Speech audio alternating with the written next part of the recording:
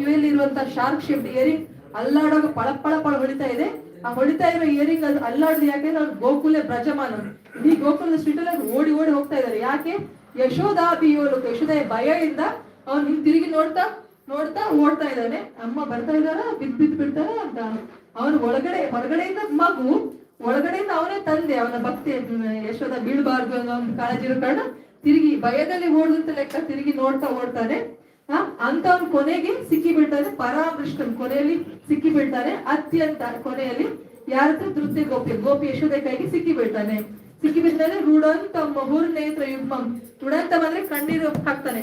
ರುಡಂತಂ ಮುಹುರ್ನೇತ್ರ ಯುಗ್ಮಂ, lotus ice ಇಂದ ಕಣ್ಣೀರು ಬರ್ತದೆ. ಉಜ್ಕೊಳ್ತಾನೆ. ಕರಾಂಬೋಜ, ಕರ ಕಮಲಗಳಿಂದ ಅವನು ಉಜ್ಕೊಳ್ತಾನೆ, ಕಾಡಿಗೆಲ್ಲ ಸ್ಪ್ರೆಡ್ ಆಗುವ ರೀತಿಯಲ್ಲಿ. ಆಮೇಲೆ ಮುಹುಶ್ವಾಸ ಕಂಪ, ಆಗ ಅಳ್ತಾ ಇರುವ ಶ್ವಾಸ ಕಂಪನ ಆಗ್ತದೆ. ಮುಹುಶ್ವಾಸ ಕಂಪ.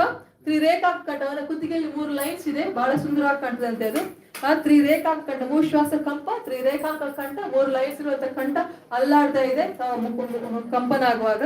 ಆ ಸಿದ್ಧಗ್ರೈವಂ ದಾಮೋದರಂ ಭಕ್ತಿ ಬದ್ಧ, ಆದ್ರೆ ಆ ಪುಟ್ಟ ಕೃಷ್ಣ ದಾಮೋದರ ಆಗ್ಬಿಟ್ಟ. ಅಂದ್ರೆ ಉದರದ ಮೇಲೆ ದಾಮ ಕಟ್ಟ